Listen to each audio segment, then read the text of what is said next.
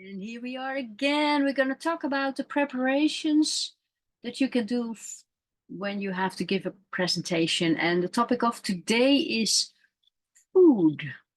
It sounds a bit weird to talk about food while you're preparing for a presentation, but it's very important from the moment that you are out there in front of a group of people, whether it's a group Zoom, whether it's or a live group setting, or a live audience setting where there are more people. The reason why I want to talk about food is what you do not want is that you're standing out there and all of a sudden you smell something, you ate something that gives a certain odor, and you go for, oh, I should not have eaten that yesterday. Because what that does is if you don't snap out of that fast enough and it keeps bugging yourself in your head, you keep telling yourself, oh, that's wrong. I should not have done that while you're giving your presentation. That's your inner voice, right? I should not have eaten that bag of chips yesterday. Because man, that is one odor.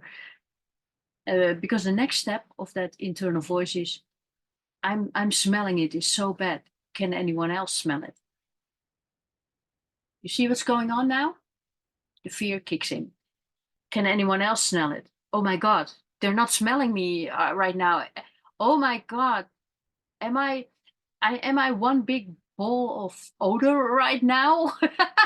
I'm exaggerating, but it's exactly what is happening. And it's so easy to avoid that. It's really easy. But I'll share that in a second. So that's what you do not want when you are on stage, to have those, or all of a sudden your stomach starts working because you had, right before you went up, you had a meal. That can happen, a pasta meal or something with a lot of meat or something. So all your energy inside, not at all, but a lot of energy inside your body all of a sudden goes towards your stomach, right? And not towards the focus inside your head. So you're standing out there and you're feeling weak and you're feeling low in your energy. And it's not fun from an audience perspective to watch someone who's low on energy, right? You don't want that. You're going to lose your audience that way. And it's for you, right? It's like every time you have to smile, it takes about double the amount of effort uh, when you're having that low energy thing. That's what I mean. I need to think about what I mean in advance. So watching your food on the day itself, but also the day before, is really important. It takes about 24 hours usually for a normal person to from the moment you put it in your mouth to go through your digestional system. And basically you want it all out there. You want, don't eat things that will drain your energy. Like a pasta meal or something on the day itself is not a good idea. On right before the presentation is not a good idea. I did performances like that once in front of a group of people. And we had something to do, a presentation to do in the afternoon and in the evening.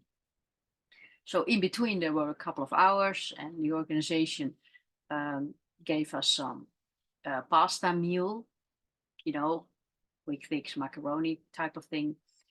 So you need to eat something. So you eat something, and then you need to do the performance or the presentation. And I believe me, that energy, the afternoon dip is real. It really is. But this is not an afternoon dip, but it's just because it just drops your energy like an afternoon dip. Let me put it that way. So watching what you eat on the day itself, before a presentation, but also the 24 hours before that, because some things have effects. Some food have a certain effect in your body, and that effect doesn't come out immediately. You know, and garlic, it's quite instantly, right? If you're if you're up close and personal with the audience, quite interactive, live, you know, in person, and you know you ate something with garlic, then you know you need to keep your distance. That's a known one. But there are also quite unknown type of things. You know, like I found that out. For myself, I kept a food diary. I'll tell you in a second what I did. And it was a certain type of meat sausage that I liked and I ate a lot. But it had an unwanted smelly effect, so to speak, the next day. Even in a way that same as paprika chips, do I say that right? From a certain brand. If I eat that and I start sweating for some reason, which happens when you do a presentation, then that smell came out through the sweat.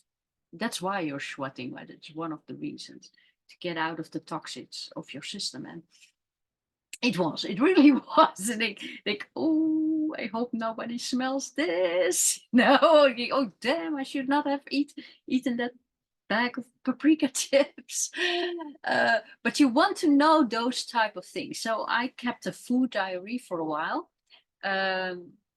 which means that you write down what your activity is, what you eat in the column next to it. Of course, the timestamps, how your energy level is, and how your emotion is. So it was 4 columns at that time.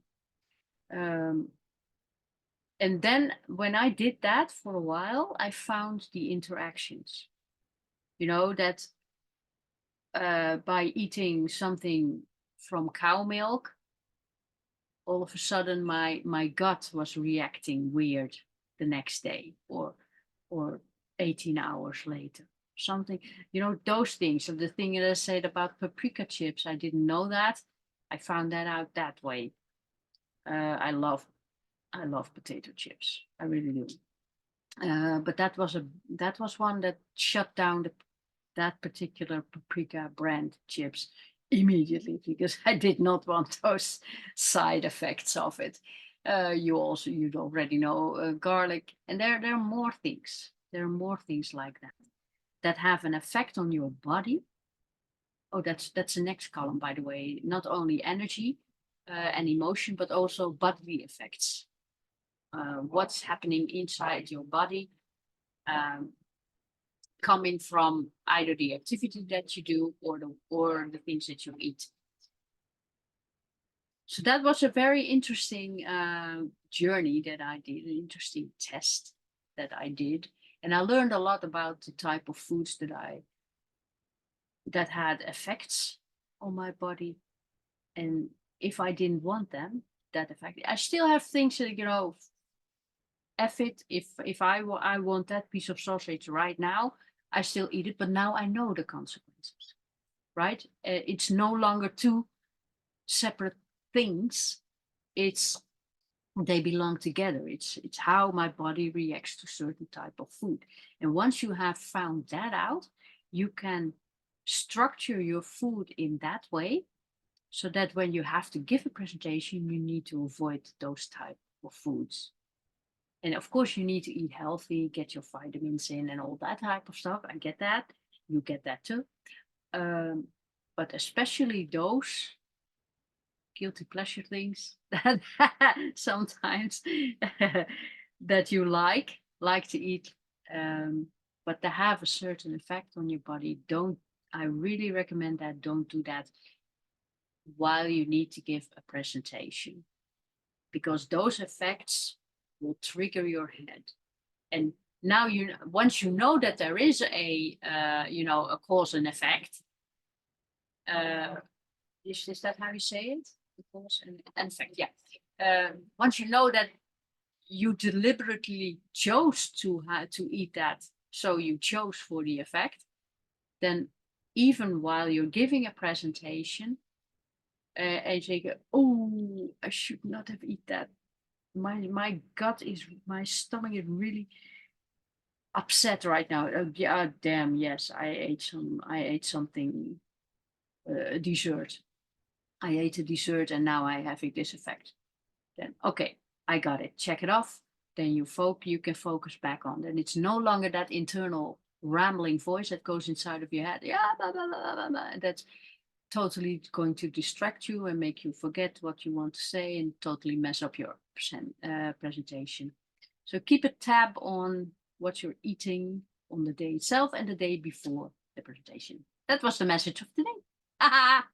All right, guys, how you doing? How you doing? If you have any questions for me regarding presentations, regarding confidence, because that's what I'm doing, right? All those tips that I'm doing right now are things that building up your confidence before you give a presentation, to put your confidence on the highest level that you can, so that you only have to do with the temporarily uh, excitement. Well, is it excitement? Temporarily tension of going out there. Then you can spread your message with ease and fearlessly. That's the goal. If you have a topic on that, if you have a question on that, if you have a suggestion, I already had one. The last video that I made was one that came out, a question that came out. So I made a video out of that. Let me know what the topic is. Find me, you know where I am. Okay, cool. Have a nice day, guys. Bye bye.